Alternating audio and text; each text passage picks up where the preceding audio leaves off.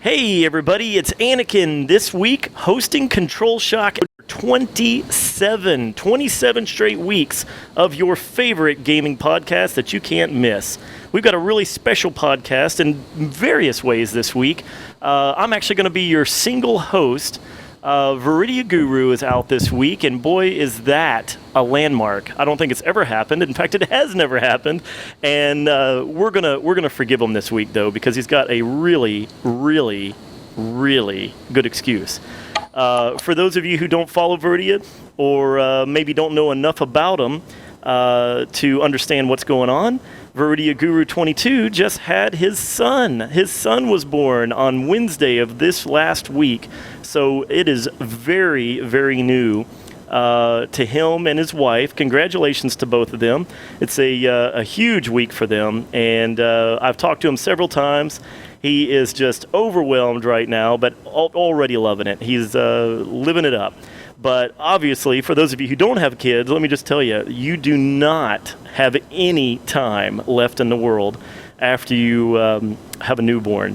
It just takes all of your time. So we're going to hopefully hear from Viridia next week on the podcast episode number 28. But in lieu of his absence, we have a very, very special podcast this week. I am joined by the entire crew of Control Shock this week. And Control Shock, as some of you guys who follow me in Viridia, you might know, Control Shock is a very small gaming group that Viridia and I have kind of built up, and through people we know and friends of ours, and it's been a blast in getting it going and getting things started. And you know, right now we haven't been organized enough to really introduce ourselves to the entire audience out there. And I figured this podcast would be a great opportunity to allow me to introduce everybody involved, really let you guys understand who makes up Control Shock and how each individual has their own attributes and gaming interests and focuses that they bring to the entire group of Control Shock. And with that being said, let me introduce everybody. Hey gang, how are you guys doing? Great. What's up? Hello. All right. Well, let's kind of start here and let me introduce everybody and let you guys out there and down the scope land understand who Control Shock is. We've got 7 members total, and you guys mostly know me already. I'm Anakin. We've already talked about Viridia Guru 22, who is out this week. And but let me introduce the other 5. What we've got here, we've got some of you early hard scopers who've listened to every Down the Scope. You're going to recognize Rad Austin's 27. Reed, say hello. Hey guys, what's going on? Rad Austin 27 back here. And Anakin, do you want me to reintroduce myself like completely? Whole story? We've got a whole new audience now over at TGN, and there's a lot of people that may have lost touch with you even since you've been on the show, or we've got audiences that may not know you at all. So I want to introduce just very briefly each one of you in turn here very quickly, and then I want to let you guys talk a little bit about your channels, what you've got going on, and then we're going to go from there. So Reed, you tell us just a little quick blurb about your channel and what you do. All right, wonderful. What I do is pretty much Let's Plays and Zombies. It's a really successful channel so far. I've met lots of wonderful people through it, and I can't wait to tell you my origins and pretty much why I got into this and what I do. Awesome. So a lot of you guys, lots of people who listen to this podcast already know all about Rad Austin's 27. So anyway, Reed, it's great to have you here, and we're going to let you talk all a little bit about what's going on with you and your channel and some of your interests in just a little bit. And let's move on over here to Miss Zombie Lady. Here's another familiar voice to everybody from Down the Scope. Tell us all about you. Hello, Uncle Anakin. Did you miss me? I did. The fans have always asked for you and Reed. So, yeah, it's welcome back. Yeah, first of all, I would like to say congratulations, Brad. Just put it out there. Well, basically, hi, everybody. It's me, Miss Zombie Lady. And I am just a simple girl gamer who likes to play games, and I put it on YouTube. So, well, right now, all I do is basically first-person shooters like Black Ops and Zombies. I do have random things there like Minecraft and Uncharted, but most likely I'm just first-person shooter. That's it. Sounds good. Well, welcome back to the show, Zombie Lady. It's always a pleasure. And we are moving on over to Medina for Life. Medina for Life is actually a very good friend of all of ours that we knew through our old days in NGT. Medina, welcome to the show. How's it going? This is my second time on the Down the Scope, actually. That's right. But my first time on here, of course. Well, I'm the Mortal Kombat guy. I'm the fighting game guy. And tonight I'm going to beat Reed's record in Zombies too, so I'm that guy. That's pretty much about it. Oh, Cocky as anything. Talk more about myself in a little bit. You'll enjoy it. It's gonna happen. I'm gonna beat your Zombies PSN score. It's gonna happen. Whatever. All right. Well, welcome to the show, Medina, and we've also got here on the show with us tonight. We have Tar Fox. Tar Fox, tell us all about you. What's up, guys? I'm Tar Fox. Basically, my channel. What my channel's all about is I've basically made my niche at doing competitive gameplay strategies on first-person shooters for the most part, Call of Duty. But I'll tell you guys a little bit more about what's going on a little bit later. But we'll let Anakin get back to what he's doing. All right. Well, hey, welcome to the show, man. It's first time for you to be on the show, so it's always a blast to get new people here and introduce new people to the audience of Down the Scope. Now, we've got another member who unfortunately wasn't able to make it tonight, but many of you guys that do follow Down the Scope are already familiar with him. It is Delta Hunter, or as his channel goes by, Gage047. And Delta Hunter is a longtime NGT director who also kind of rose from the ashes of the NGT director program and kind of came together with all of us, and we created Control Shock as a group of gamers all trying to move forward and create a better environment on YouTube. You know, we try to keep things professional. We try to keep things moving in the right direction. Listen to the community. Create new ideas in YouTube to kind of keep things being a little bit more progressive than the standard people out there. And all of us have, our different skills and so forth. And I do want to get into that a little bit. Let's talk for a few minutes, just a little bit about a roundtable discussion about Control Shock. Reed, tell me what, just tell me real quick here, what, Control Shock, what does it mean to you? And how did you, what did you think when we were getting together and talking about getting together as a group from the NGT Directors Program disaster that happened from that whole debacle? Well, what Control Shock to me is pretty obvious. It's what we all came together to be, is a bunch of directors that are trying to post gaming for the love of gaming. And the biggest difference from most corporations, or whatever you want to call it, is the communication factor. A lot of these businesses that set up this way. He disappeared. Uh-oh. Did we lose Reed? He's down. Malfunction. He's down to scope. He went really down the scope. He got targeted down the scope. That is fantastic. Reed, go buy some new batteries for your mic. We're gonna. All right. Lord. Well, okay. Why don't we? You guys chime in when you feel like adding something in. Medina, tell me what you think. Well, with the whole debacle that happened with NGT, at that point, I kind of realized that you really can't.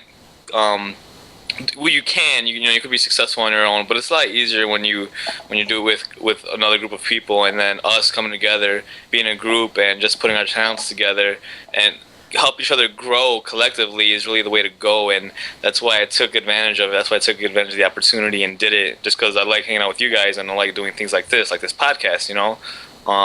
It's the best way to grow as a community and as an individual. So that's why I decided to become a part of Control Shock. Awesome. Well, Zombie Lady, what does it mean to you? You actually kind of lurked around on the NGT scene for a while. You knew all of us. You were actually a big fan of a lot of our channels early on before you actually decided to get your own thing going. Tell us a little bit about that.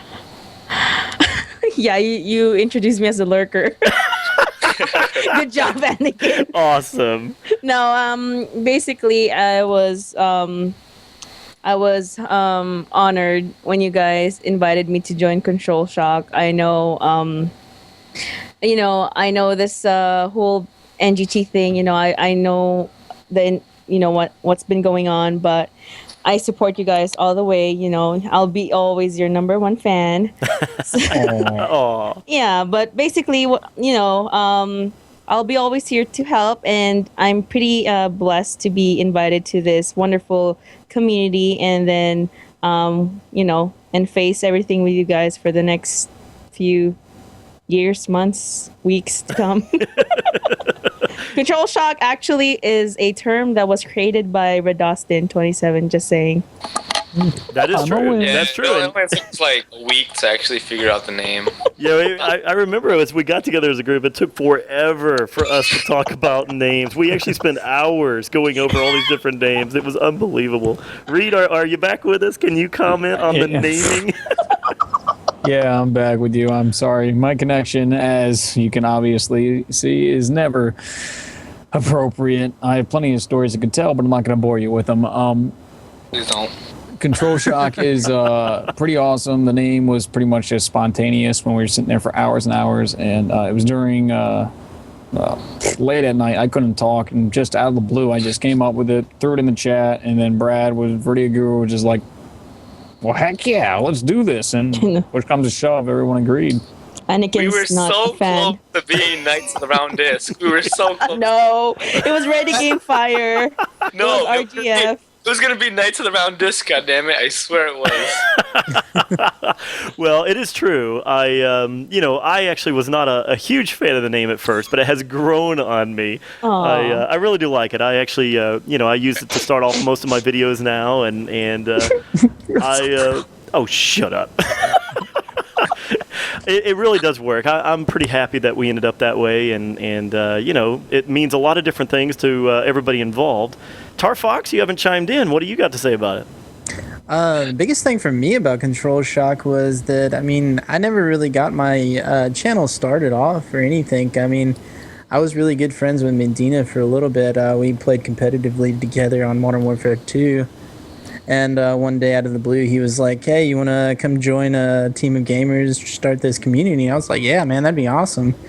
And I took it as an advantage, and when I got to know you guys, it just developed a great relationship with each and every one of y'all. So, I'd be on here on Skype talking with you guys till 5 o'clock in the morning some nights, and it's been more than anything. It's been a really great thing, if anything, out of getting a few good friends. So, yeah. Absolutely. Well, I'll tell you what, everybody. The whole thing with Control Shock is, we took forever to come up with names, and we did have some very interesting names, as Medina you mentioned earlier. He has a name. I think he's going to write a book, and he's going to use that as a title. I'm not sure what he's going to do with it yet, but it's an amazing name. You know what it is. I'm not a knight. I'm just saying. Medina's name that he wanted so bad was the Knights of the Round Disc. So bad.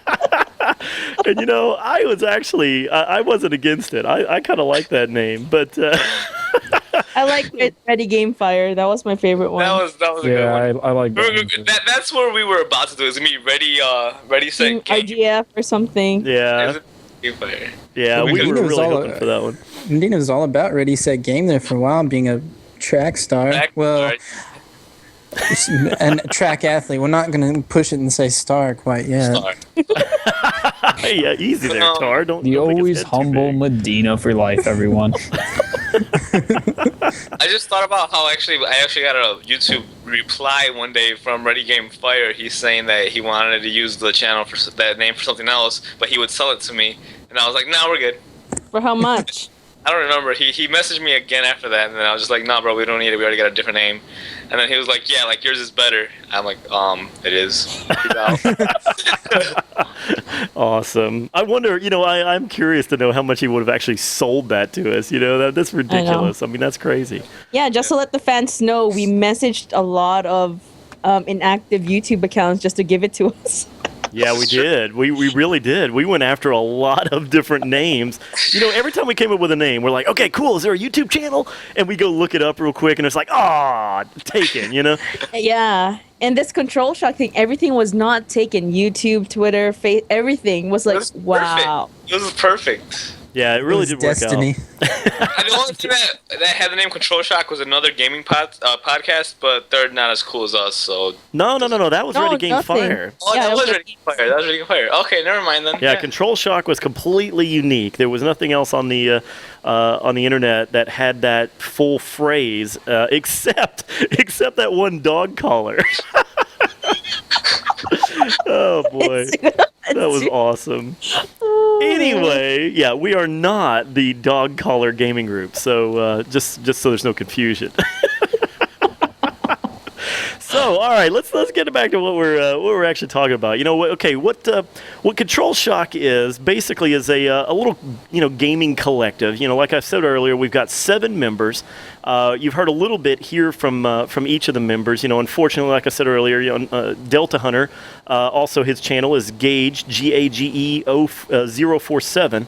He is a great member of the group as well. Unfortunately, he just could not attend tonight. But, you've heard all the other ones here. We've got Rad Austin's 27, Medina for Life, Itar Fox, and Miss Zombie Lady. And, of course, my name is Anakin, and then we've got Viridia Guru 22. And I know a lot of you guys out there who found out about each and every one of us from Next Gen Tactics early on. You know, that was a large number of us were part of the director's program. We were all selected and chosen. We put a lot of work in, and we became part of Next Gen Tactics. And then, as many of you might have heard, and of course Medina, I'm sure, is going to chime in on this one. But as many of you might have heard down the line, because there's a lot of confusion, I still, to this day, I get people asking and trying to, discover that I'm not part of NGT anymore. The thing is, with the NGT Directors Program, the guys that run Next Gen Tactics, they dissolved the Directors Program in a very what I consider to be kind of a cheap way. They didn't really take their time with it. They didn't allow people to grow out of that director's program or allow people to try to track them on their own channels after the director's program ended. They basically just kind of ended literally on a Saturday afternoon, like noon or something. They sent out an email saying, hey, the director's program's gone. And then literally that night, they said 8 o'clock or so that night, we're not going to post any more videos from any directors. So the directors really didn't get a chance to, allow the, kind of an exit from the Next Gen Tactics community. There was no, hey, everybody, this is Anakin, thanks so much for the director's program. Now follow me over at my channel. There was nothing like that. And Medina, I know you're itching to say something. Be nice, remember. Yeah, well, I mean, I don't know. I'm not bitter anymore about it because, like I was saying earlier, my first video ever was on their channel, so I probably would be literally nothing if it wasn't for the promotion. Yeah, things were ended in a kind of shady way, but it happened. And things are going absolutely great for me right now, so I'm not even bitter about that at all anymore. It's nothing to me. Well, and Reed, I mean, you still seem to be gaining subscribers like crazy. I don't even think. I mean, everybody here has really kind of ballooned since NGT ended this program. So I really don't think any of us have too many issues. Zombie, you've actually kind of gotten your channel going almost just through Control Shock for the most part. And Reed, I guess you've really ballooned. In fact, you've more than doubled in size since the exit from the Next Gen Director program, right? Yes, actually, everything was going really good, to be honest with you. When NGT ended the program, it really wasn't a shock to me because of the way things were run. And to me, it just felt like, they gave me, I really appreciate the start they gave me with some stuff. It was absolutely great what they did, but they really didn't continue any of it or anything that was happening or whatever. And I took it by my own means to contact different directors. I contacted Viridia early on. I contacted you, Anakin, when you had your kids and stuff. Right. And I haven't stopped. And the past week alone, I've played with 12 different directors.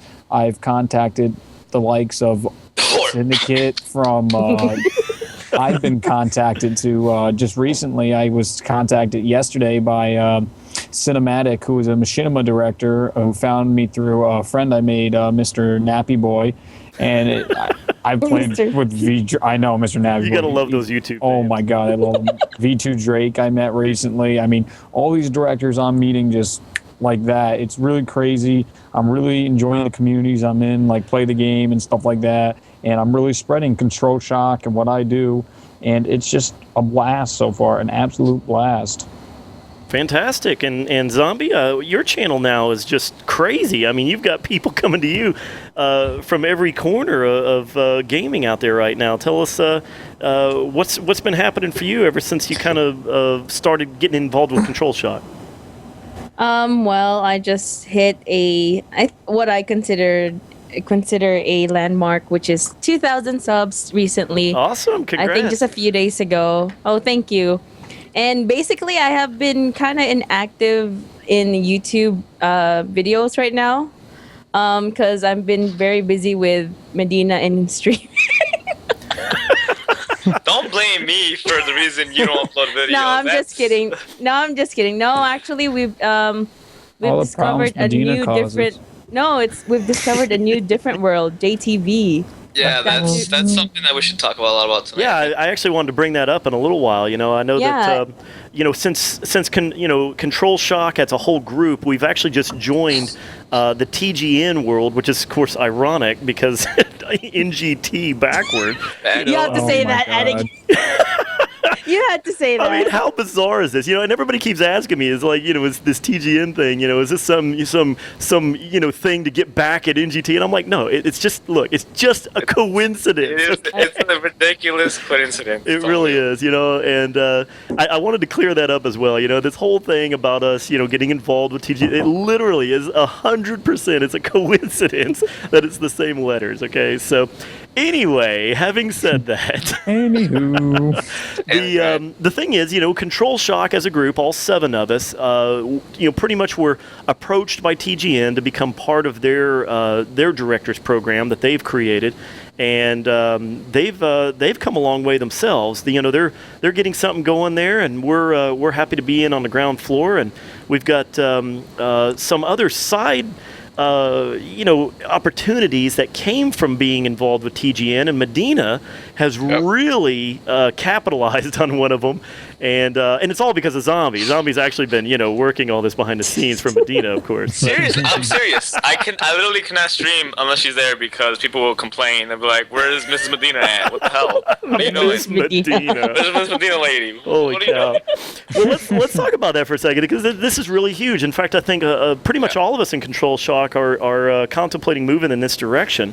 YouTube is obviously evolving. Things are changing. Everybody's kind of figuring out that recorded videos are kind of, believe it or not, kind of becoming old hat. Nobody wants to, it's like, oh, okay, another recorded video. Now things are moving towards a live stream, and YouTube itself offers live streams, but they haven't quite gotten it to work to where everybody's pretty happy with it. The community doesn't care for it. The directors are not real happy with it yet. But right now, the big sensation where, YouTube is kind of dropping the ball, everybody's kind of moving over to Justin TV. And Justin TV, it's not just Justin TV. There's a lot of different services out there. Own 3D is another big one. Ustream is one that I think is starting to see some problems. Their quality has never really been up to par. But Justin TV seems to be the one that has been adopted by the gaming community, and Twitch TV. And now, and that's what that's right. I was about to mention that Justin TV apparently has not only has the gaming community embraced Justin TV, but Justin TV has opened up their arms and said, "Please come to us, gaming community," because they have created kind of a subset of the Justin TV world now, strictly for gaming, called Twitch TV. And basically, it's one and the same. they just wanted to, I think, rebrand some of the Justin TV ideas where they don't just mix and match, the IRL videos of some of their Justin TV streamers with the game streams. So now the Twitch TV world is where a lot of the the gaming commentators have moved over to. Medina, tell me all about your experience at Justin TV and now I guess Twitch TV, and tell me, in Zombie and Reed, Tar, you guys jump on in and talk about your experience over there as well. But I know Medina has by far probably had the most experience over there. Yeah, pretty much stream like literally every day now, and I have grown to 1,700 followers on JTV. So I've really, have grown so much in JTV so quickly. Now hang on, that's 1,700 followers in what, 3 to 4 weeks? Less than. It's been officially a month now. It's been officially a month. Wow. It's been a month, like 4 days, something like that. I don't know. But still, that's amazing. I mean, compared to some other growth over there that I've seen, there's channels struggling to get 200 or 300. I mean, 1,700 in a month is pretty amazing. You're mostly doing the Mortal Kombat thing, right? Yeah. Number 1 MK stream on JTV now, as of a week and a half ago. That's awesome. And that was a week and a half ago. That's when I barely hit 1,000. So like I think I'm starting to plateau a little bit. I think I'm starting to level off.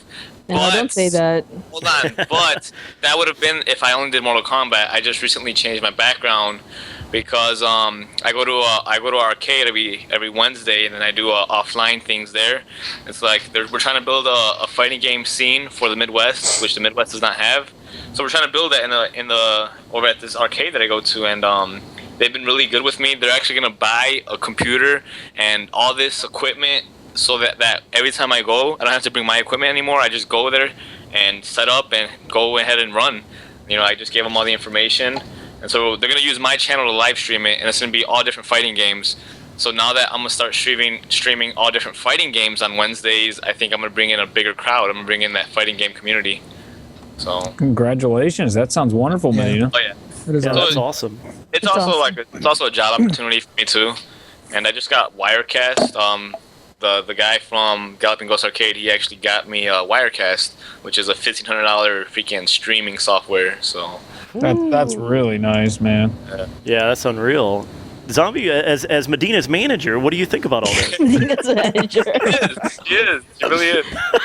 No, well, basically, I think one of our success in the streams is that, and plus why it's all different in YouTube, because it's all live.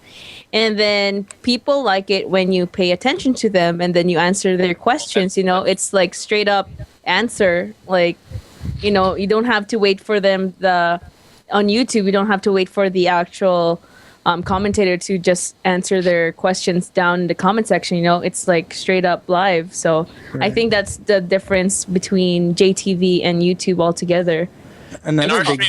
Our stream personally too, because I think another reason why my stream blew up so quickly, even Zombie's like at 250 followers right now, and she's only streamed like 5 or 6 times. Yeah. Another reason we grow so quickly is because we personally we talk to our viewers all the time. We talk to the stream monsters, like every single one of them. And when you go to other streams, they don't really talk to them as much, Yeah, but, and we remember them, their names. Like I remember their names, like who they are, and if they're regular or not. It really brings, like when we're all in there, like I know that when Medina is doing his live stream, like we'll all just join into the call, like with Medina and Zombie, and just talk with people and just basically talking about our day or whatever while Medina's playing his game. And it's then like a live podcast. Yeah, it's like pretty much it turns into that. It's like when all of us get on, it's like that me and Zombie are moderators, and then Reed will come in, we're moderators, and then we're kind of basically paying attention to the chat while Medina's doing his thing with his gaming and stuff. So it's like the moderators have a voice so that we can talk to the viewers, and it's basically like one big community, and I think that's why a lot of people are drawn to it. It is a lot different, and it's a different community. Like it's surprising. When we went there, we would be like, oh, so you've never heard of us? And then you just, randomly, you're just a streamer. It's like, yeah. And then they found out that we have YouTubes, and that's the thing. Like, and right now, Medina, I think has gained a lot of followers, just straight up Justin TV followers. Haven't heard of him from YouTube or anything. Oh yeah, I have a lot of followers that don't even know I have a YouTube channel. So, well, I know the interaction between live streamers and their audience is something that YouTube just cannot match. You know, it's so different when you post a video as a director. And, you know, the video gets thrown out there and then, you know, people start commenting on it. And depending on your audience, you know, I mean, it may take, you know, 2 or 3 minutes and you get your first couple of comments. And then, you know, the thing is, after 24 hours and you've kind of moved on yourself as a director to working on your next video, or, you know, you've got, you know, other videos that have been posted, and then people are still just now coming across your original video and there's still new comments. You've got lots of personal messages. All of these things are you know, there's a lag period. The time between you getting back to people after the comment has been placed can sometimes be, you know, hours, even days, sometimes even weeks, you know, depending on how good of a director you are with your YouTube audience. But when you're talking to somebody right on a live stream, it's immediate. You know, you can literally, like, just somebody types something and you can respond right away, right there. It feels like, you know, I think it feels like the audience is actually talking to you, you know, at that point, you know? It Absolutely. is. Well, with my experiences through it, at first I felt like, you know, live streaming was, you know, I had a one set mindset crowd, and it felt like that for a while. Some of my live streams peaked around 490 when they were watching, and that was, you know, mediocre to Medina's standards. But for me, it was just mainly zombies, and that's all I wanted to watch. And lately, I've been able to expand to COD. I did a little Portal the other day. I mean, I'm starting to do PC maps, stuff like that, and it's amazing how, as long as they're aboard for it, you ask them, and just about 90% of the chat's like, why not? I'm sick of seeing the same old thing. It really evolves, and I mean, I'm growing in followers. I'm not close to Medina. I'm like 900 something, but it's a lot of fun, and I enjoy it. I don't know if I enjoy it more than YouTube like Medina does yet, but I certainly totally enjoy it. And I also want to say, Video Guru is awesome, and it's really cool that he had a new kid, and congrats to him. Well, that's awesome. That's awesome. All right. Well, hang on. Speaking of, do you guys hear that? Do you hear it? Is that, I think I heard someone. Was that a poopy diaper? No, that was me trolling you. Guess who has joined us? Guess who has joined us? Look at this. Veridia Guru 22. Hey, yeah, I kind of got a break. I was like, oh, hey, it's like 10:30. And I was like, I wonder if they're doing anything, because you know, it's around that time. So I jumped on there. It said join call, and I was like, I'm just gonna get a sneak peek of what this is gonna be about before I listen to it online. Awesome. Well, hey, tell us. We'll take a break from our control shock discussion. Tell us what it's like to be a new dad. Man, I haven't slept very well. I'll tell you that. I'm tired, and so I know my wife is too. We just it's like trial and error, you know. Yep. And we're putting the blocks together, and I think we put a big block together tonight and figured some really good stuff out. So it's like it's like troubleshooting a computer. I ended up using that same analogy, and I got in trouble for that. I was gonna say something bad, but yeah. Well, Brittany's sitting there. She's like, he's crying, and I'm like, all right, give him to me. I'm gonna troubleshoot. All right, so what do I do? Okay, blah blah blah. All right, so he doesn't cry when I hold him. All right, we know that. You put him down in the bed, he cries. All right, something's wrong. He likes to be held. You know what I mean? You just keep going. Well, he back obviously needs to be rebooted. Exactly. Yeah, that's the only problem. He didn't come with the disc. There's no recovered disc, right? And I don't know how to back that up. So. Yep. And the longer they're around, the more corrupted they get. So you can't ever reinstall the OS. No kidding. Don't let me interrupt you guys. Go ahead. I'll chime in at the end.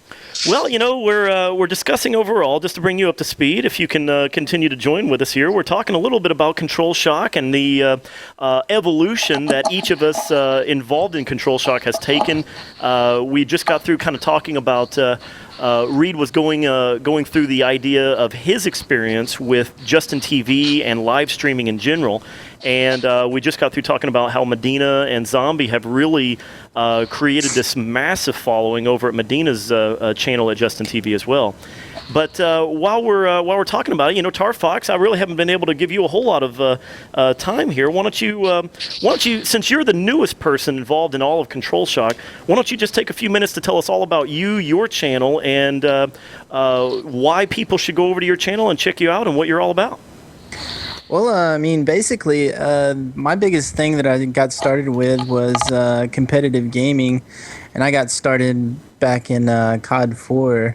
Like at the very middle to end of COD 4, and I developed relationships through that, and I started getting on YouTube to find out if anybody was kind of showing any strategies to certain game types and things like that, and I kind of got into watching different players basically explain their strategies, and it helped out a lot, and I was like, man, that'd be awesome to do.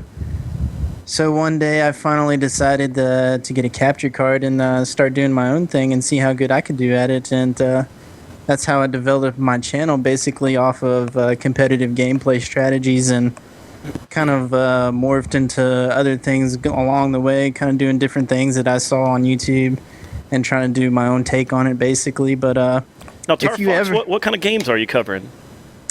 For the most part right now, as far as competitive gameplay strategies, I've always done Call of Duty because that's what I'm good at.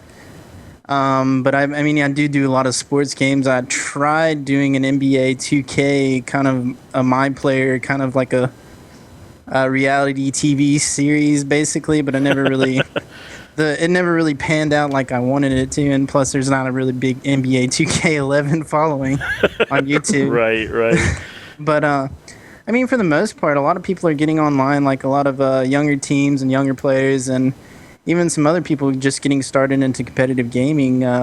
They look for that strategical aspect about gaming, and I think Next Gen Tactics did a pretty good job of it to jump off their channel, because they were about gameplay strategies and branched off into other things, and that's kind of where the one big thing about NGT is where I got my, I guess you could say, ideas of trying to do that. But I started doing my own thing. I found out a lot of different things with Photoshop, and I use a lot of different overlays to help try to bring my production quality, not only just to let people watch my gameplay, because you can see so much from that, but if you give a broad scope of what you're doing, a lot of people get a better of idea of kind of what you're trying to do. And it helps people out a lot more, and that's kind of what my channel is all about. Now, your channel is youtube.com/itarfox. That's ITARFOX. And, you're probably the newest member of Control Shock overall as we kind of came together as a group. Your channel is certainly the youngest channel, I think, of the group. I know that you just kind of got things going. And right. I never really had that... I guess help as far as I never was a part of Next Gen Tactics as far as the director's program, so my channel never had a chance to grow. But by myself, I tried to grow my channel on myself, and I did a fairly decent job. I'm not quite as active as some of the people out there, but until a new game, I can't really do much right now as far as competitive gameplay strategies, because I really don't...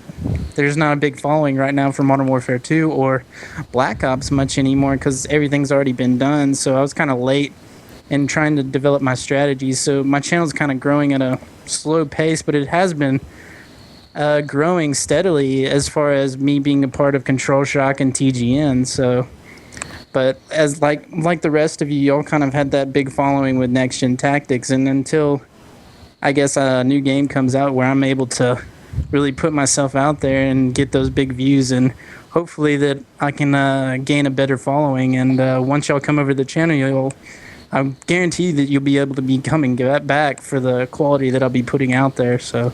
Yeah, I can actually vouch for the quality on Tar Fox's videos. He's done some pretty innovative things with just standard Call of Duty gameplay. I love the overlays. I love the layout of the video and some of the other stats and quotes and so forth you put on the screen. It's really good stuff. If you guys out there have not visited Itar Fox, you need to check his channel out. He's just got things kind of coming together there. He's got a number of videos already there. His channel deserves to be a heck of a lot bigger than it is. So definitely go check him out. He's doing things differently than a lot of other people are. So I highly, highly recommend it. All right, well, let's talk a little bit too about everybody's channels. I know a lot of the people who are hard scopers, as they've come to be known, who follow Down the Scope and each of our channels. You know, a lot of our audience is going to be familiar with a lot of the rest of us. But Reed, why don't you go ahead and explain about your channel, what you do, some of the games you're showing on your channel lately, and what's the future of your channel going to hold? Well, there is a lot to see, to be honest with you. My channel is one of the most diverse channels. I try and make it out there to be more than that, just the COD mainframe that a lot of these channels on the internet are. But I do focus a lot on Nazi zombies or zombies as is evolved in Black Ops. Huge with the Easter eggs, the backstories, gameplay, strategies, high rounds, challenges, you name it, I cover it. And if you ever want exciting footage, be sure to check that out. I also do Let's Plays on my channel, and recently I have been doing Infamous and Sly Cooper 2. Both the Sly Cooper's one's remastered from the collection in high definition, and the Infamous one is obviously one of the more popular games that just came out. Wonderful Let's Plays that are going on. The future of my channel holds so much, to be honest with you. I've met so many great people, and I know something's going to come out of the woodworks. Right now, I do all this for absolutely no money at all. I really get just about next to nothing out of any of the videos I put up, and that really, kind of made my community as great as it was and is. Like, it was more as I do it to entertain you guys. The biggest thing what happened to me is I started off watching live streams from 4Player Podcast and a zombie guy on YouTube called Morris. Those two guys pretty much inspired me to make my channel because they'd make me laugh. I'd enjoy their stuff. And I'm like, man, I wish I could do that. I went from the crooked camera on a crappy tripod to HD wonderfulness that I have with my capture card now. And it's evolved to me just, when I get that comment that says, you really made my day, this brightened my day, I enjoyed this, that makes me completely worth what I do. All the hours I put into this, all the crap I take from other people saying, why are you always in your room? Why are you antisocial? Even though I'm not really antisocial. I don't shut up, to be honest with you. But it's really a really cool thing for me. A lot of people ask, oh, how are you not this? How are you not bigger? The normal stuff you always get with people that say that. And I'm just very happy with what's happened so far. And honestly, the sky's the ceiling. I mean, there's no limit where my channel can go. And I'm a very flexible channel. And I am planning on covering all types of zombie games, such as the Dead Island, that's coming out. And just any zombie games, the new Modern Warfare, Battlefield. I'm just a gamer, and I cover gaming.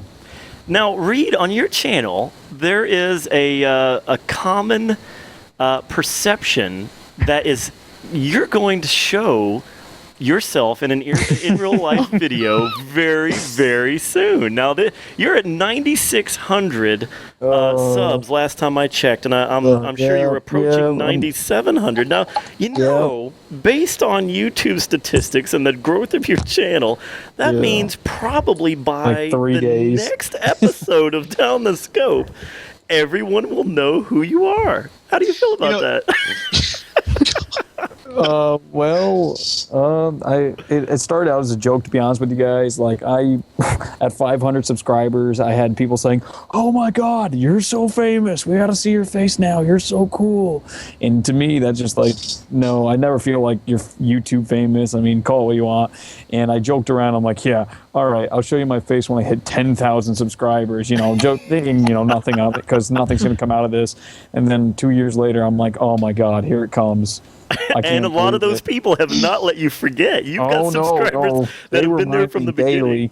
No, I'm not one to push that on him. Now, Reed, you have bumped this up to the point of no return. You better be one good-looking mofo. Watch, Rad Austin 27 is actually Brad Pitt. He really is Brad Pitt. He doesn't look like him. He just really is Brad Pitt. I would flip my lid. I would literally Spoiler be like, alert. We already I would be your biggest fan. Well, I know. Well, that's yeah. Way to You ruin guys it. haven't. I haven't. Yeah, You never seen him, Medina? Because Medina's I haven't nice. seen, That's why I haven't don't seen the trust baby Medina. either. If you He guys- excluded me. So you guys know. I just want you hard scopers to know. Zombie, Tarfox, Anakin, myself, and Medina on Skype all have our actual pictures. Well, Anakin has a caricature, That's him. but it looks Whatever. just like him. Reed has Sora. From Kingdom Hearts. That's right. Oh, yeah. You know? But he won't even put his face on his Skype for us to chill out with. So I it's actually gonna be- think he wears a mask in real life. yeah. I know. He walks around his Well, house. Well, What the kids- hell? Are you Is it Reed serious? the original Zorro? No. So Reed, once you show your face after 10,000, will you put a picture of yourself on your Skype so that we can look at you? What's the point of that? Just so you can stare at my face? That's weird, Yeah. man. Well, No, it yeah. actually does add personality. I mean, like when I see Zombie's face, I see her talking. I can imagine her mouth moving. It adds a lot to it. I see, Itar. He looks like he's got a wing almost coming out of his back. Looks like he's hugging other guys. I know what But, he's like. But I'm amazingly sexy though, with the blonde beach boy look to myself. No. All right, sorry, I got off topic. Yeah, Jesus. Back on topic. My chant. No, I'm kidding. Awesome. Oh, All right. Well, okay. Moving on from Reed. please. But by the time episode 28 of Down the Scope hits, we should all know what your wonderful face looks like. Just Oh my reminding god! you. But seriously, how fast my channel is growing! It took I just hit 3 million total views, and what Congrats, took man. me 4 months to get 1 million views has taken me 2 months to get another 1 million views. It's really crazy how it's going. That is awesome. That is awesome. How many subscribers are you? Do you need to reach Well, 10,000? I was at 9,665 last time I checked, so about 300 and About 350. We need around 350 Oh, people to 45, subscribe. yeah. So this is actually like a new goal, I think. For I know. So I know it's a new goal for DTS. We want to try and get Reed to 10,000 before the next By podcast. the time this video comes out, it'll probably be around. He'll probably be at 3,900. Like honestly, 37, 3,800. Like everybody watching this video who isn't subscribed to him, do it, and he'll hit 10,000, and then 10 minutes later he's gonna upload that And video. then I'll tell you what. I'll tell you what. If you're not a fan of Reed or you don't subscribe to his channel, I will actually, if you do go and subscribe, I will also put the video streaming the whole hour of the next podcast. let me tell you one thing too, though. If you do come over to my channel and subscribe, I honestly don't want you to subscribe if you don't like my content. Honestly, I have no problem if you don't like my stuff. Don't just subscribe just for random reasons, just because you heard Uncle Annie tell you to come over and subscribe. If you don't like zombies, you don't like my personality, please do not subscribe. I mean, I agree, A by lot the of way. people enjoy my stuff. I mean, 9,000 people like my shit, so I'm probably doing something right. But if it's not your cup of tea, please do not come over and just come to troll. I mean, it's not needed. Yeah, I actually agree with that idea, by the way. It's something that I've said a million times. I've always said if you like my personality, you like my commentary, you like my content, then subscribe, okay? Because there'll be more of that. But if you don't, there is no reason, there is no reason just to click the subscribe button for the heck of it. If you have no intention of visiting the channel again, or if you just don't like the content, don't bother. There's no issue with that. No harm done at all. So I completely agree with Reed on that. It's something that I've tried to build my own audience from for a long time now. All right. Well, I just unsubbed Reed, so I'm sorry about that. I'm just kidding. Awesome. Well, speaking of that, let's talk with Medina. Now, Medina has a pretty solid following. He's actually made a real big name for himself here recently in the fighting game world. Medina, you have always got plenty to say. Tell us about you, your channel, how you got started, and what you're doing now, and what the future of your channel is going to be like. Like I said earlier, I started with NGT. My very first video was actually on their channel, so that's where I got started. And I was doing Call of Duty, started doing game battle matches. I did that for a while. And like I said earlier with Tarfox, or he said earlier, we played together a couple game battles. And there was a time when I was in college and I just kind of stopped gaming because I moved and all that. I was no longer making videos. And then I picked up the Mortal Kombat 9 demo. And I don't know what the hell happened. I got addicted really bad to that demo, to that game. And that kind of brought me back into gaming. I started making videos for it. I came back home. I started making a bunch more Mortal Kombat stuff. I got really into it. And then what really changed was not only meeting you guys, that really changed everything for me, but also going to UFGT, which was a EVO qualifier. And I got introduced to the fighting game scene, to the professional gaming scene for fighting games, and it was just amazing. I fell in love with it. Now let's take a turn here for just a second. You know, for those people who are not familiar with this out there, tell the audience about EVO and where it takes place, what it's like, what they cover, and how you got involved in trying to qualify for that.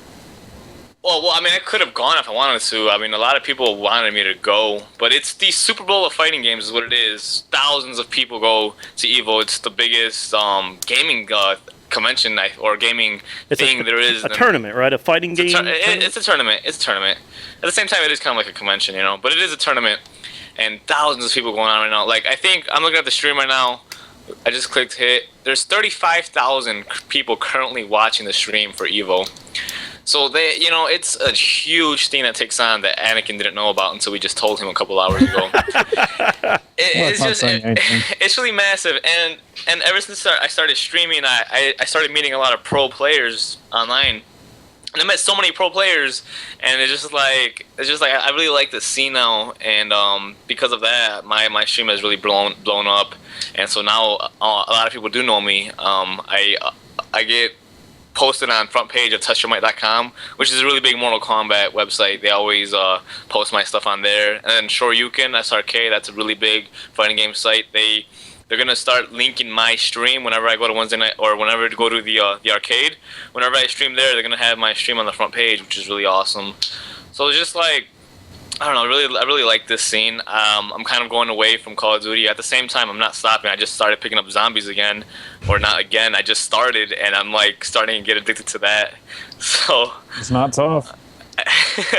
So what's in store for me in the future? I really have to move more towards other fighting games besides Mortal Kombat.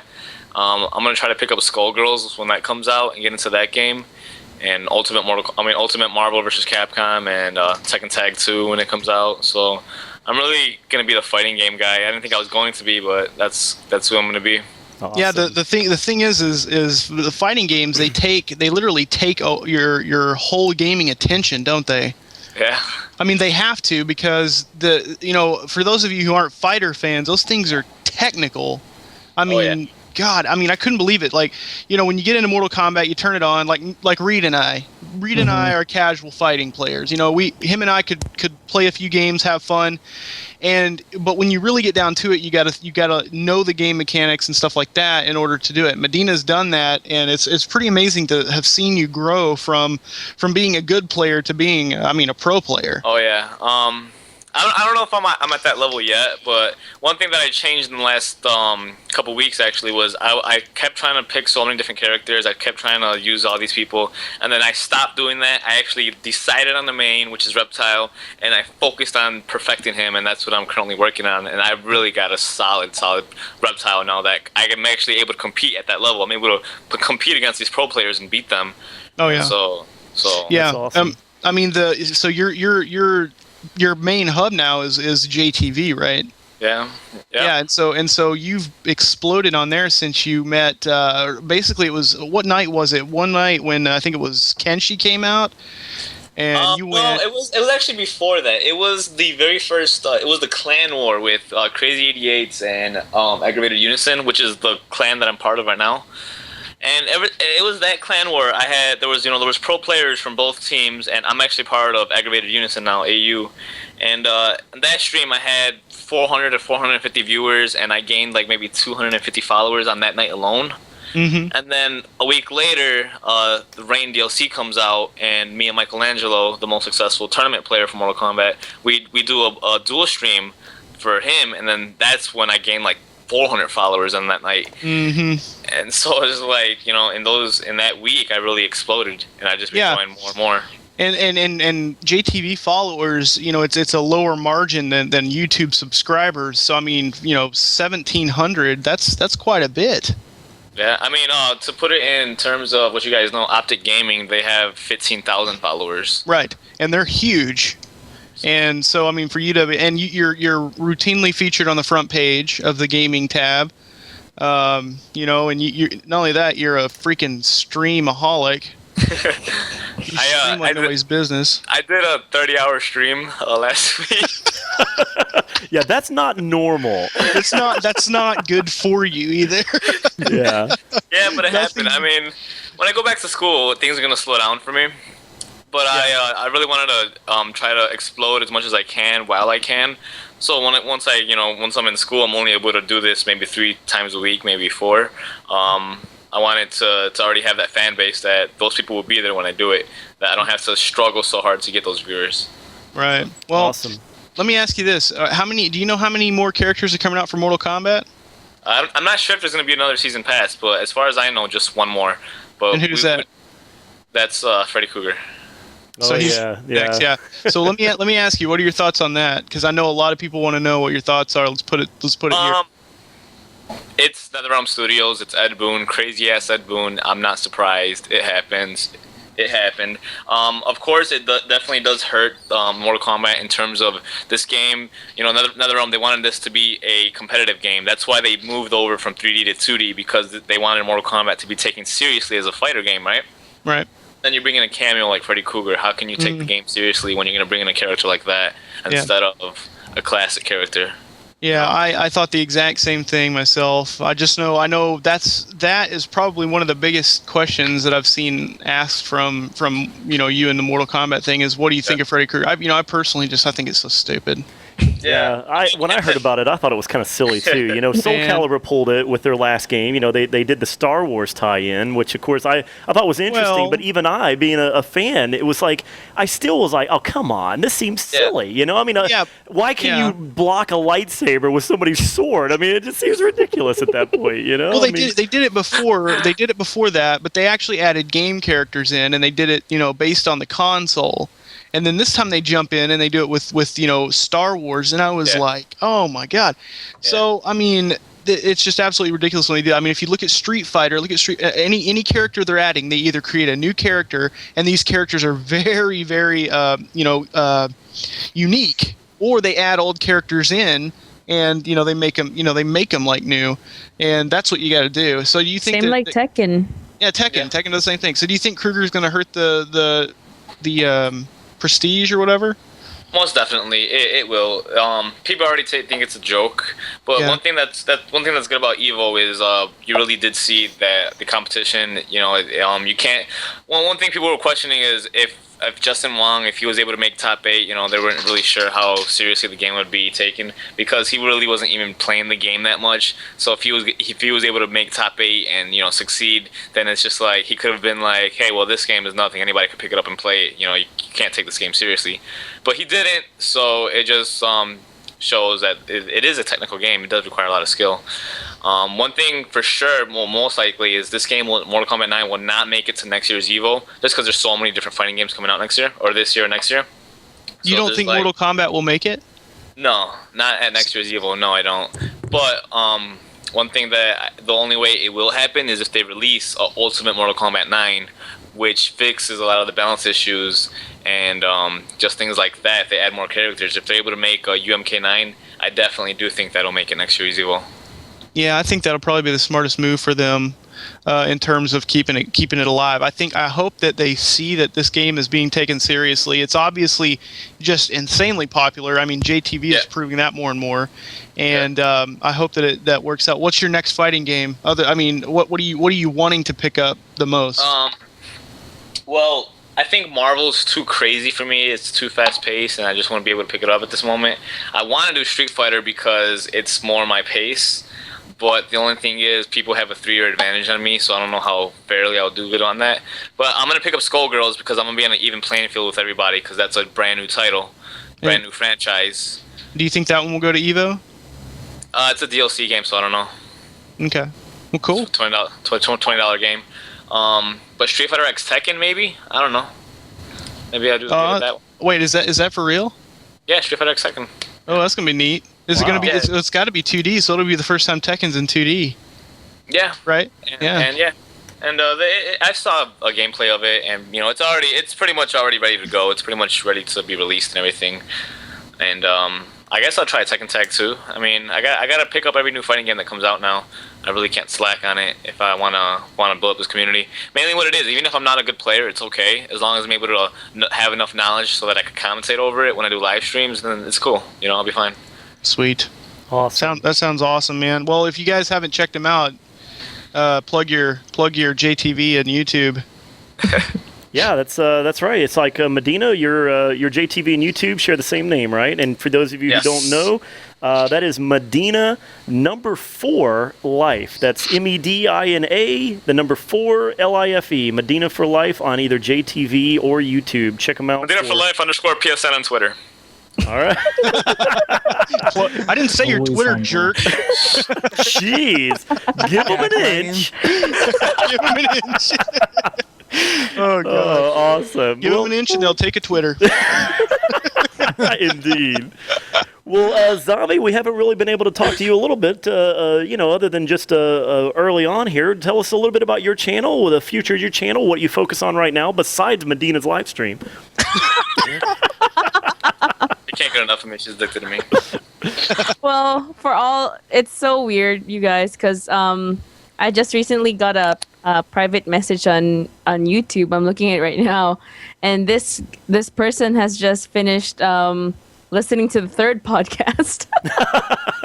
So got to start somewhere. Awesome. I know, and I gotta say thanks for that awesome PM Raven Dark 666 if you're gonna listen to this. But anyway, my channel is simple. It's basically it's just my perspective, a girl, whatever. But I just play I just play Black Ops right now, and mostly zombies. And I did a little bit of Minecraft. I just don't have enough time to do a lot right now. But I did have a few followers because of Minecraft. But right now I don't have time to do Minecraft, and I just dabble this and that. My impressions on like games like Battlefield and let's say Uncharted. But right now I mostly focus on just those first-person shooters. That's about it. So what's the future of your channel hold? What kind of games are you looking forward to? Are you going to cover just mostly some more Call of Duty down the line, or what do you got planned? Future of my channel, I'm not too sure. It's because I'm gonna be so busy when it's back to school. But anyway, I'm looking forward to Battlefield, believe it or not, and Modern Warfare 3. Awesome. Yeah. So mostly first-person shooters. Yeah. Zombie, I was thinking of an idea for you and your channel, and I honestly think it's a good idea. I'm not trolling you, but I just want to say that first. It sounds like it's a troll. When you're saying you're not going to troll, I'm not trolling you, but you're a real ass. So I know listen, when people say, "Hey, no offense," but it's actually offensive. well, I can just see her right now. She's shaking her head. She's like, "Okay, here we go. Yeah, all right. I'm already prepared for this." But Yeah, no, okay. for real. I was thinking about this, and I think it would be a good idea for you to. So you're not a very you don't do a lot of games. You pretty much are very focused on Call of Duty and zombies and whatnot. I think it'd be really fun if you asked your subscribers to give you an idea of a game to play, and they'll give you one that you've never thought ever. You would never play it, and then you play that game and record it and kind of give your impressions on it and keep doing it. You want me to do a let's play, basically? No. You don't even have to do a let's play. Just like turn it on, play for like 15, 20 minutes or so, and just tell what you think about it when you start it up. I think it'd be funny because you haven't done a whole lot of gaming, but it would be pretty cool to see you play some of these different titles. So I'm gonna be they're gonna be coming back for my noobish gameplay. I would love to see Zombie play some horror title where she's like screaming and yelling and Go play some Dead Space 2. There you go. No. Play Dead Space. Actually, they enjoy that when I get scared, especially in the live stream. I wonder why. So before they even say it, I'm gonna say what is that sequel to that game, Penumbra? They're gonna put that in the comments. But anyway, that's a scary one. Have you ever played Fatal Frame? Oh my god. Oh god. No. All right, there you go. Oh my The only god. scary game I played was Doom. Do you have a PS? You've never played Fatal Frame. No. So you don't? Do you have a PS2? I gave it away. Oh God. So, Who gives away a PS2? do you have a Wii? The only Do you have a games I Wii? have on PS2 was DDR, Guitar Hero, and Tekken Tag. Like Well- a true Asian. Well, thumbs up. True or- Asian. or put a comment if you want to see her play Fatal Frame. I might send her my PS2 for that. Wait. You said you had a Oh. Wii? I'd like to see you play Mad World. Yeah, There you go. No, she can't do that. Well, actually, Zombie made a comment saying that Mortal Kombat is not gory. She said it's not gory to her. It is not gory. Really? So when Kung Lao throws his hat into the ground as a saw blade and then pulls Kung Lao or pulls Sub-Zero crotch first into it, splitting him into two pieces, that's not gory? I can watch it. No. She does that in her sleep. No, it is I wanna gory. see- That's why I'm scared by what she thinks is gory. Kind of freaks me out. I'm kind of scared. God. Oh, brother. Well, you know what? As since we've kind of covered everybody here, except for our mid-cast special guest, Viridia. You know, this is obviously, you know, you and I have been doing this for a while with the podcast here, and a lot of our fans here and a lot of our Down the Scope viewers know us just from here. But you know what? Here's an opportunity, finally, for you to just let loose and tell everybody about your channel, for all of our new TGN audience. Why don't you tell us what Control Shock means to you, why you got involved with Control Shock, how you feel about, you know, where we're going with this gaming group, and what to expect from your channel in the future. All right, you guys ready to cry? All right, I'm gonna pull those tears out. No, but so you know, we started the idea of Control Shock after the NGT fiasco. If you guys don't know what happened, NGT let go all of their directors. They kind of just decided that wasn't what they were wanting to do, and they told them later. And the thing is that we actually had some choice comments earlier about that, so I hate that you weren't here. Well, I'll let those talk for me. But you know, the thing is back in November, you know, I sat down every day after work at my little gaming station, and I turned on Call of Duty. You know, I never put on my headset. I just played, and then I turned it off, and I walked into the world, and you know, I don't know any gamers here really. The thing is that when I walked away from my game station, I just became, you know, a normal person. You know, somebody, well, not normal, but I became an average person. You know, that nobody I know they're not into games like I am. They know I am, but you know, I don't want to bore them with what I do. And this contest happened, and something awesome happened, and I ran into these guys. I ran into a group of people who had a similar interest, and you know, the NGT thing really was a bond that kind of held everybody together. You know, I first approached Reed, and I talked about maybe starting some kind of a podcast, and then I approached Anakin, and Anakin and I just started, you know, going with it. Then we approached Zombie, and she came in, and you know, that was really the beginning. And through there, we've actually met more and more people, and along the way, we've kind of katamari'd our way down the hill and rolled up everything into a ball, and we've become Fantastic analogy. Oh my god. Everybody else in the world will use a snowball, but you're going to use a katamari. Fantastic. That just proves how much of a gamer Viridia Guru really is. But yeah, so we came together, and we have literally over the past months, we have had, I mean, some of the most fun. I think I vouch for everybody when I say we've had so much fun just literally hanging out, and we haven't had to go drinking for that. We haven't had to go partying out. We've literally been able to sit at desks, and we've been able to talk to each other and have a good time.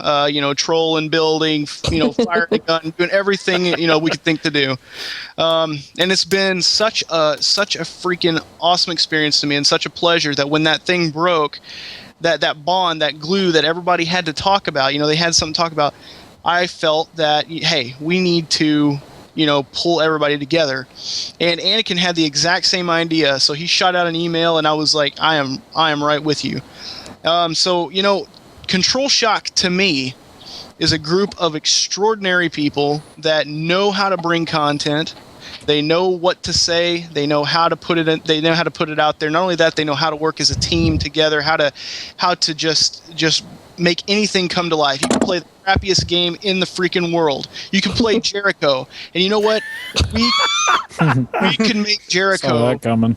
one heck of an experience. We could literally make you want to sit there and watch it.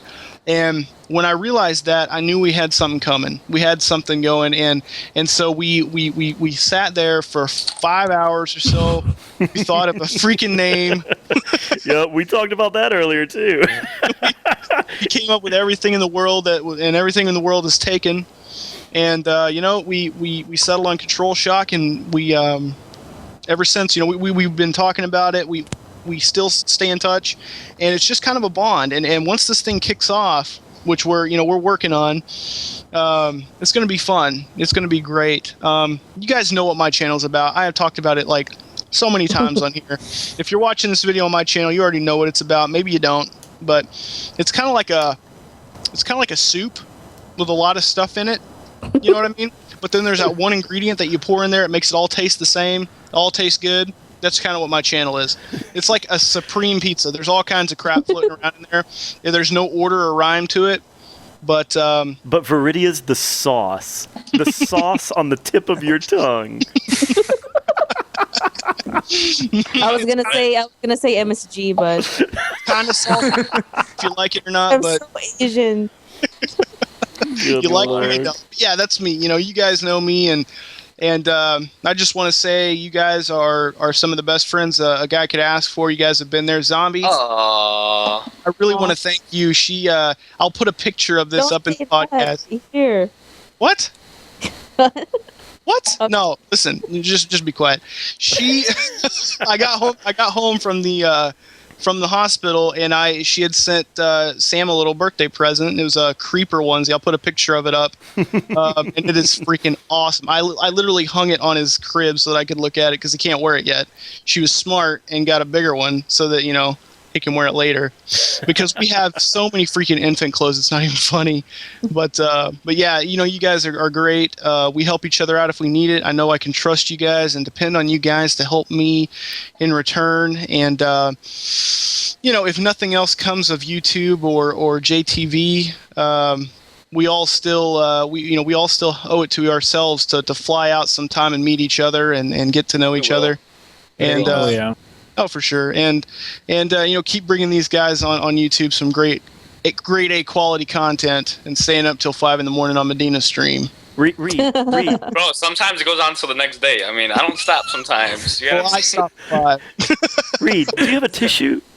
Wait! I gotta get my towel. It's just everywhere, man. I mean, I totally agree with Rudy. I remember one night staying up with Brad till like 5 a.m, just me and him talking. Yeah, I fell asleep.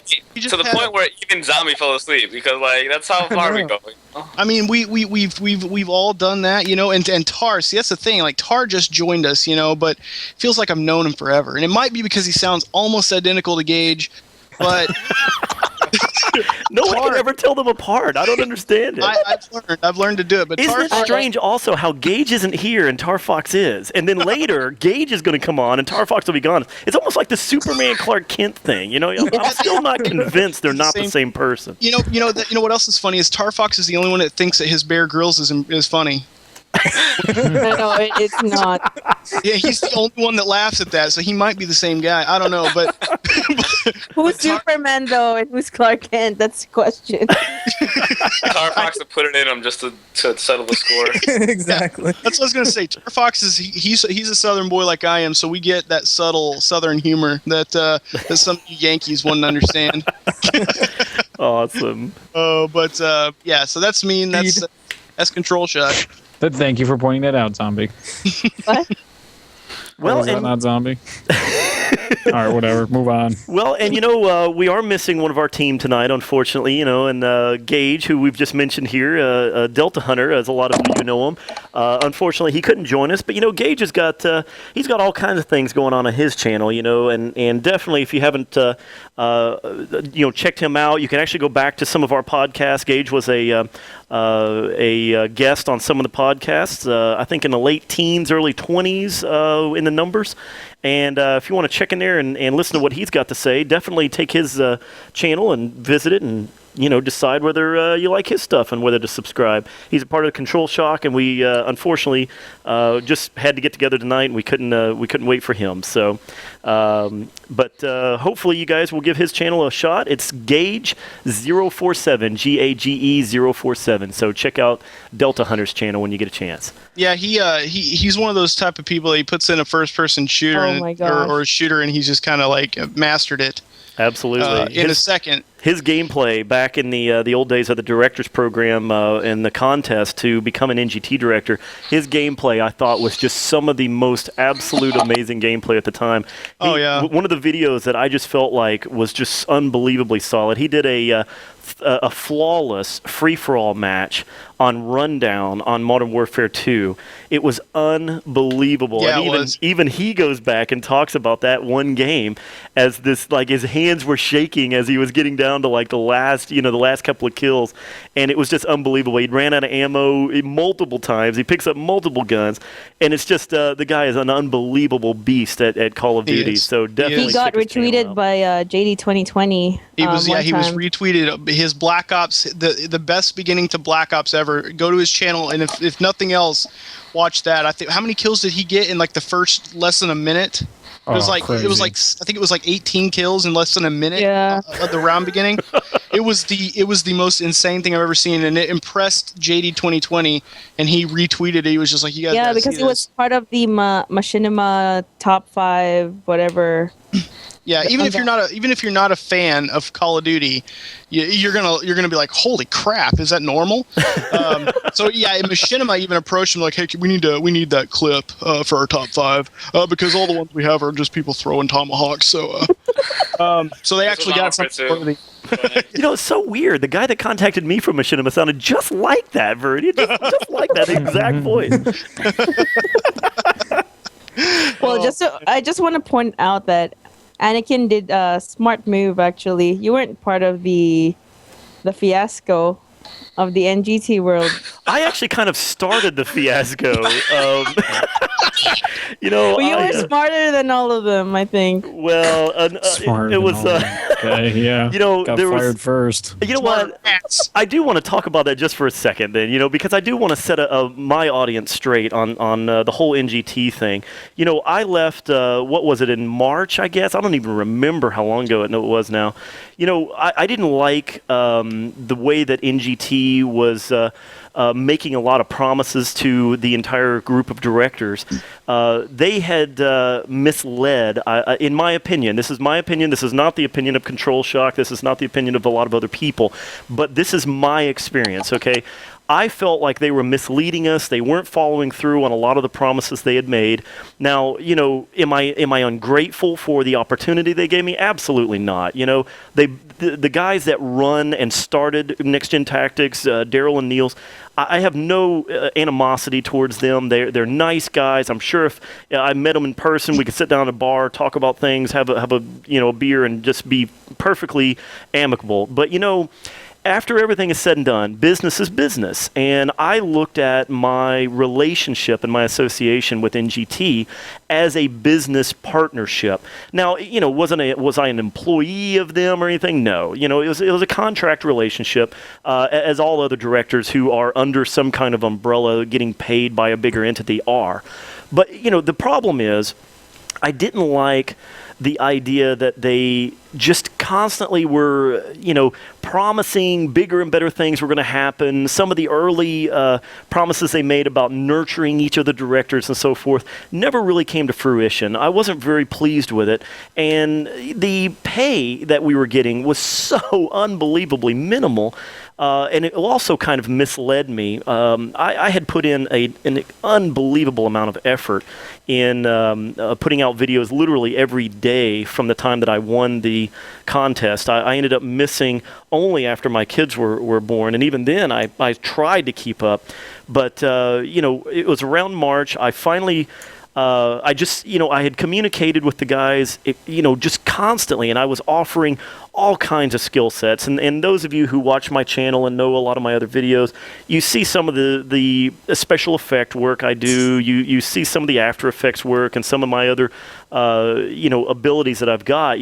I offered all of this up basically free to NGT.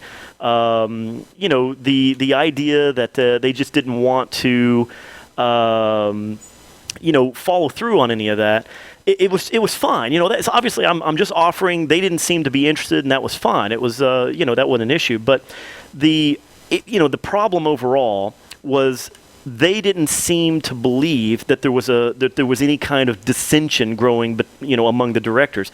Everybody seemed to feel the same about the director's program at the time, and I was the only person who basically kind of decided I just can't take it. I'm going to speak up because everybody was kind of afraid to lose their partnership with NGT. But for me, it was bigger than that. It was. I wanted to be involved. I wanted it to become bigger and better. And I think Next Gen Tactics was kind of losing its way. And I wanted to become a bigger part of it and be more involved in it and help the community grow, help the directors grow, and become a better part of it. And they did not feel the same. And after it was all said and done, generally speaking, I believe most everybody felt the same way I did.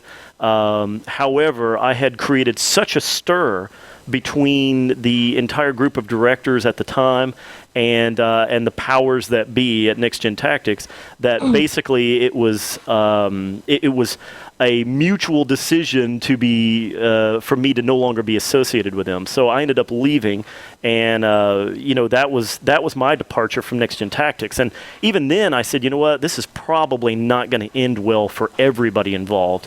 And sure enough, it wasn't even 2 months later, I guess, and not even. I don't even think it was that long. I think it was a very, very short period later, and then they literally came out with an email, like I mentioned earlier. They dropped an email in the middle of a Saturday afternoon to every director involved and basically said, hey, thanks for playing, and then that was the end of it, and they didn't post any more videos a few hours later. So what my real problem after it was all said and done, my biggest gripe was, and this didn't even apply to me, my biggest gripe was all of these directors were given this great opportunity to start these long Let's Plays, to create a reputation on there, to have all these videos queued up and ready to go, and there was no warning. They basically just said, yep, 3 hours from now, we're not posting anything else. And that didn't give the directors time to basically say, look, the director's program is ending this week. You guys have followed me here. Thanks so much. And please come over to my channel and then allow like an annotation or something on the video of that person's, channel link and basically an IRL video or something saying, hey, thanks so much, Next Gen Tactics, for this opportunity. Please follow me over to my other channel audience, and I look forward to presenting more videos to you there. But that never happened. Or even a shout out in the video that told that it wasn't going to be happening anymore. I mean, that would have been appreciated. Exactly. And after it was all said and done, when I heard about it, I felt like it was just such a shame how everything went down. I felt it was very, just a real jerk move on Next Gen Tactics to have done that. And again, at this point, that's all my opinion. That was my experience with them, and I learned a lot from it. I love the opportunity and the promotional opportunities that I got through them. It was great. I mean, that's how I've come to know all of these guys. But after it was all said and done, Brad and I were talking about it, and we knew right away when it happened. And I immediately said, you know what, we've got to build something else out of the ashes of the director program, and we've got to bring these amazing talents together and build something else out of it. And that's really how Control Shock came to be. And at this point, that's sadly, I think I'm probably the most inactive member these days. But I'm trying to get. You're a jerk for sure. Exactly. I'm like, hey everybody, let's do this big YouTube thing, and then it's like, everybody's like, cool, Anakin, when do we start? And then you hear crickets, for like months. I have to vouch for you, man. It is, just you can sit there and say, oh yeah, well you guys can do all this because you don't have kids, and yeah, whatever. and then you get one, and you're like, oh. Now you can relate, right? Oh my God, I got one, and I literally, I was sitting there, and I'm like, how the hell did he do two at the same time? Oh man, let me tell you, that is literally why I had to take a sabbatical from YouTube for some, insane amount of time. I mean, I was basically inactive for almost 2 months. I was doing very, very few things. I still always made time for the podcast, but that even then, it was like we were on such a regimented schedule to try to keep up with the twins and make sure that they were, they both were, all of their needs were met. And then, me and my wife still tried to make time for each other. I still had to work. She still had to work, house, car, dogs, cats, you name it. There's all these responsibilities in front of me. And even with the podcast, I had to constantly make time to say, okay, this hour and a half period of time right here, this exact hour and a half is allocated to the podcast. And I literally would put it on my scheduler in my phone so that I knew no matter what, we couldn't schedule anything else, and it's that's been my major commitment overall, this podcast. So now I'm getting back into it. We've kind of gotten into a routine. Me and my wife now handle the kids on a very good schedule. We worked extremely hard early on to get to this point to where I now finally have some time to devote. And of course, many of you may have seen, and my audience have seen, that I actually haven't missed a day of posting a video on my channel in about 3 weeks now. So good job. Anakin Superman. So, yeah, well, I can't promise every day, from now on is going to be a video, but gosh dang it, that's what I'm actually trying to do. In fact, every night I'm sitting here at my computer and I'm just like, okay, I've got to get a video out today. I'm not going to let another day go by without a video. And I try to think really, really hard about the quality. I've done all these Rock Band videos recently. I've done some Connect videos where I really go crazy with the special effects and stuff. And I'll tell you, it's very taxing. Yeah, you have viewers fooled how big your TV was.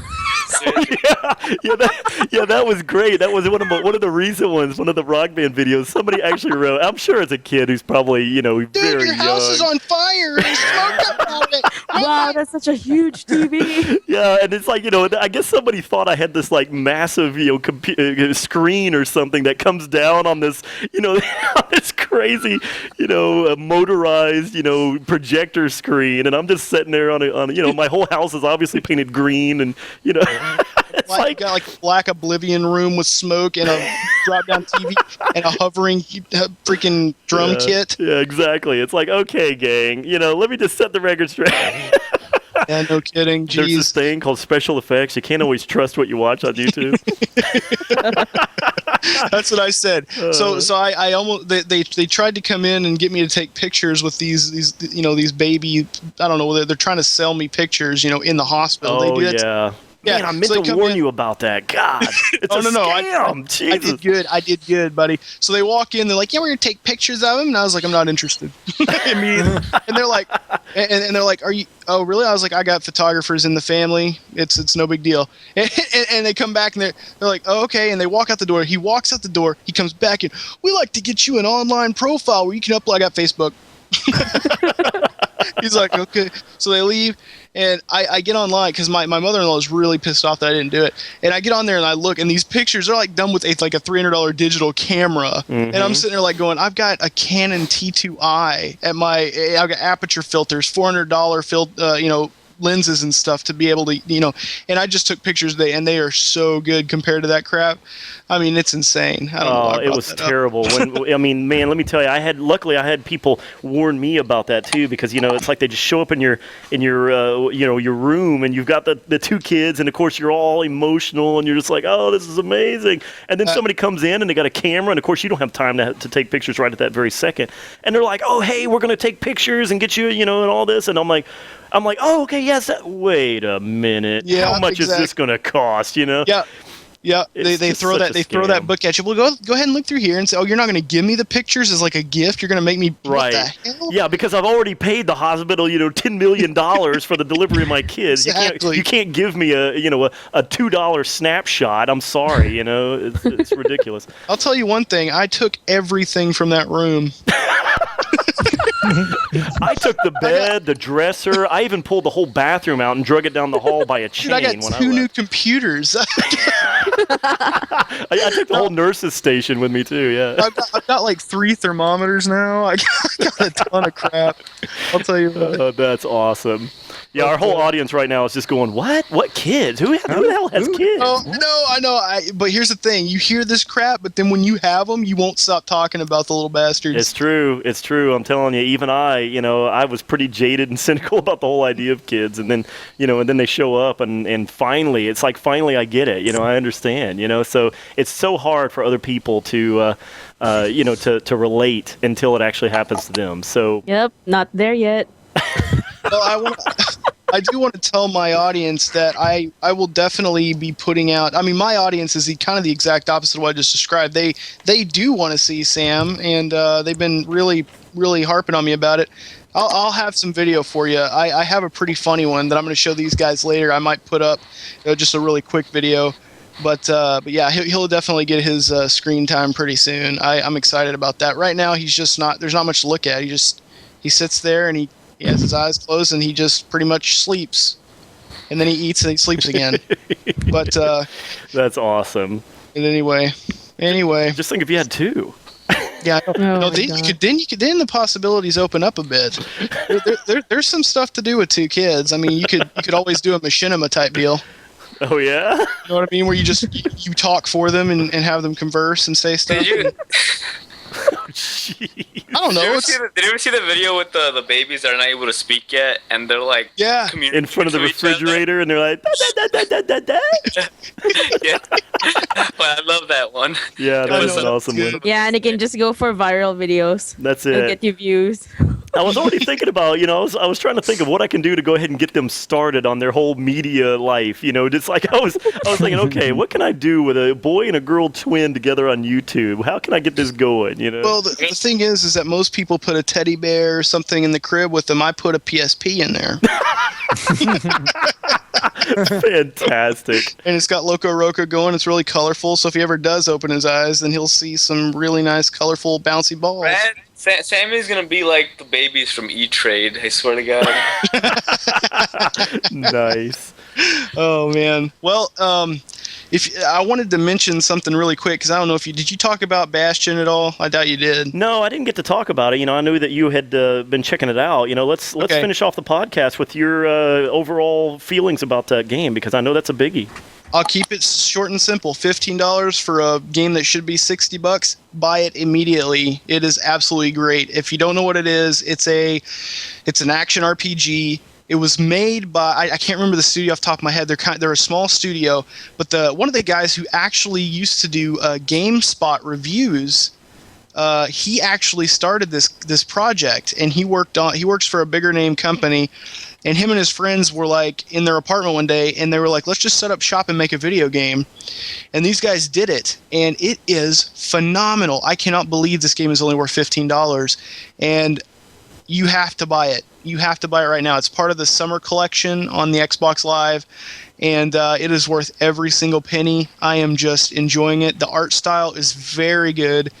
It's kind of like a dungeon crawler in a way, and the ground kind of comes up underneath you as you run. You get your sword, you find weapons and stuff. You can upgrade them and level up and stuff like that. But the really neat twist on it is that the whole time the game and your actions are being narrated. And I know you're thinking, it's going to get annoying. No, it doesn't. It's awesome. I mean, even if you're just running in a circle, he will go, the kid ran in a circle. He'll just narrate what you're doing. And like last night, okay, this is kind of a gamer thing. Say you've got like 100 potted plants or something that you can break with a sword. You're gonna break every one of them. It's just it's true. So there's these little plants all over the place that you can break, and I'm sitting there running around breaking them. I break like 20 of them, and he goes, the kid ran around breaking the plants as if he would get a reward for breaking them all. And I was like, oh my god, that is so awesome that he said that. But I mean, he sits there and he narrates. I mean, there's over 3,000 lines of dialogue. They actually recorded the dialogue in a guy's closet.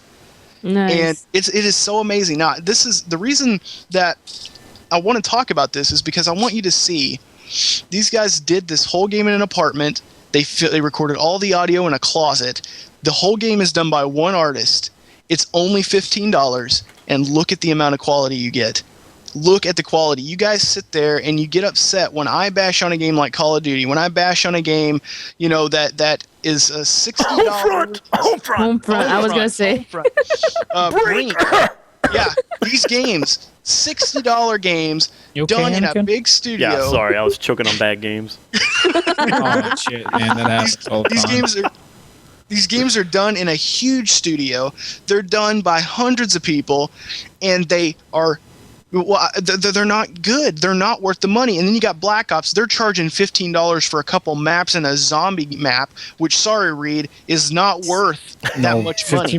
Dude, you don't have to convince me. That's a bullcrap ripoff. A zombie map is worth $2.50. No, Brad. No, it's not worth that because online PC maps are free, made by users, and half the time they're better than whatever Treyarch can put out if they could have Easter eggs. If you're going to charge, I mean, that is it may be a high price, but that's okay, whatever. But $15, you got go. Now I won't say that, but it's just horrible. And we harp on these games. The game's good. No, it is not a good value for money in my opinion. Now the Black Ops multiplayer, if you're enjoying it, that's your personal opinion. It's worth it. But when you've got a $15 game, I'm going to give you just 4 right here. And if you haven't played any of these games, they only cost $15, if not cheaper now. You've got Bastion, which just came out, Meat Boy, Limbo, and Braid. 4 amazing games that you can get for the price of one game that you would buy at retail, Call of Duty. Now, I absolutely love these. I'm finding myself loving the Xbox Live Arcade games, the PSN store games, more than I would play, Call of Duty or something like that. I just find it so much better, and I just can't impress upon you enough. Look up a review. Look up a gameplay trailer of Bastion. How do you spell it? Bastion. That's it. Great stuff. I agree. Everything that Brad's been saying. I've watched some videos of it. I have not purchased it yet myself. He was just telling me about it earlier in the week. I'm actually sold on it as well. This thing has already been getting awards left and right. I think it was considered best of E3 in various categories. Oh yeah. And this was the name of the company was Supergiant Games, and again, that was basically a startup. Like Brad was saying, I mean, this is an excellent game. In fact, the art style in a roundabout way kind of reminds me of Braid a little bit, and the gameplay style is somewhat of a old isometric platform of sorts. So it's fantastic stuff. I'm 100% with you. Now the thing is also, when you watch this game, it looks like it's kind of a 2D game. Okay, here's the thing though. I actually put it on the screen. It is not 2D. The sprites are 3D. The world is 3D. So, I mean, some of the environment, like the bushes and stuff, are 2D drawn.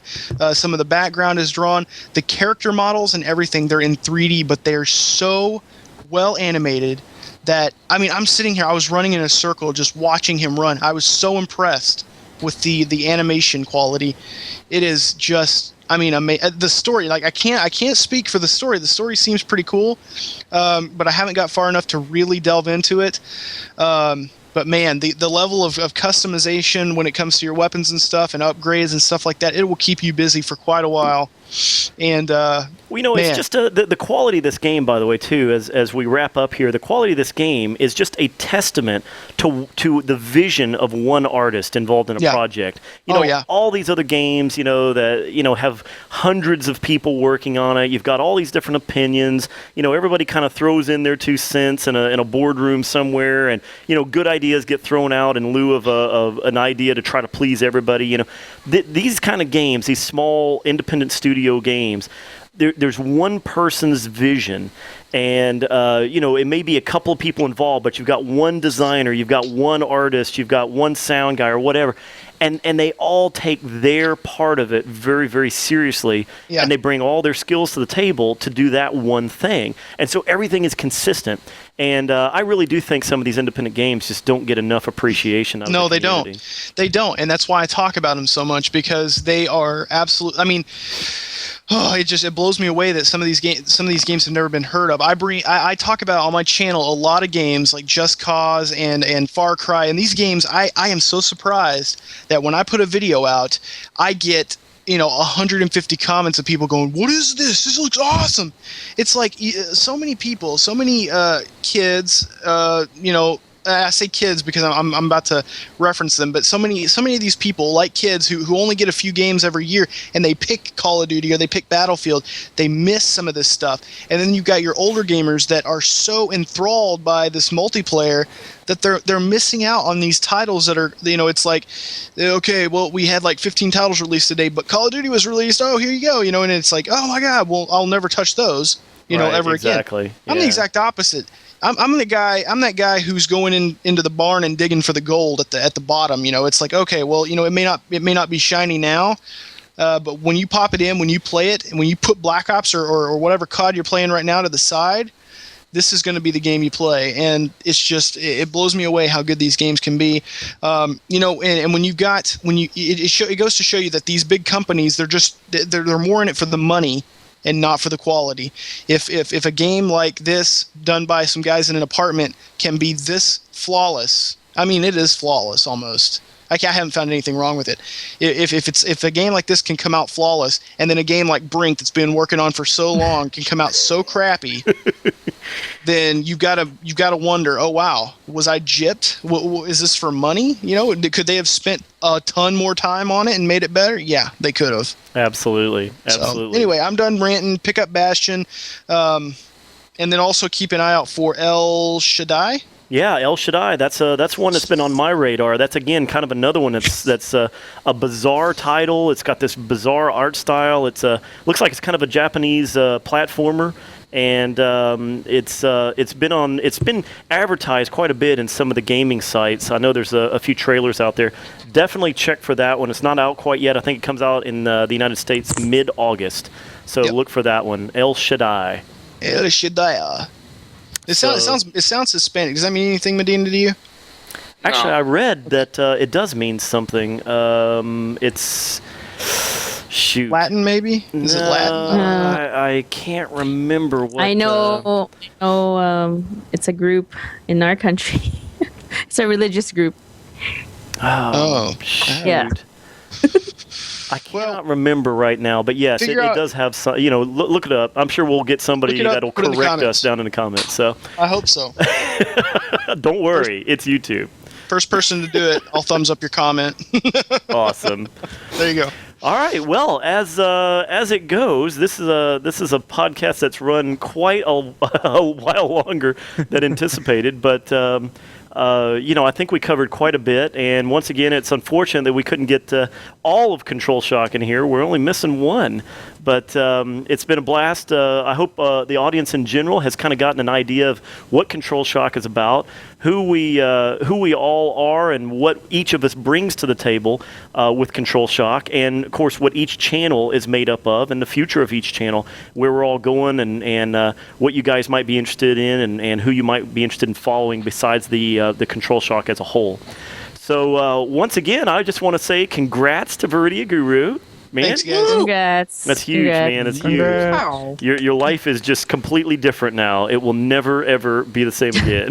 You're right. I can assure you. Your life will be my filled house- with dirty diapers and pee. my house doesn't even look the same anymore. I completely believe it. So as it goes, this has been Down the Scope podcast episode number 27. The gaming Already? podcast. Wow. I know, 27 weeks. We are actually more than half a year into Down the Scope. It's unbelievable. Woot, Unbelievable. woot. Thanks for that, Tarkov. I haven't heard a single pun tonight. I know. Just- I had a Professionalism. pundectomy yesterday. I need to grow up my new pundit. Yeah, shoot. It doesn't work. Appendix. I was trying to grow an appendix, but anyway. Let's pun this through the uprights and say goodnight. Jesus. Anyway, here we go. We're gonna wrap up. As always, we really appreciate you guys taking the time to sit here with us for more than an hour, sometimes close to 2, and always look forward to the next episode of Down the Scope. Yep. This has been episode 27. We'll see you next time with episode 28. Thanks for watching or listening. See you next time. Later. Bye. Bye.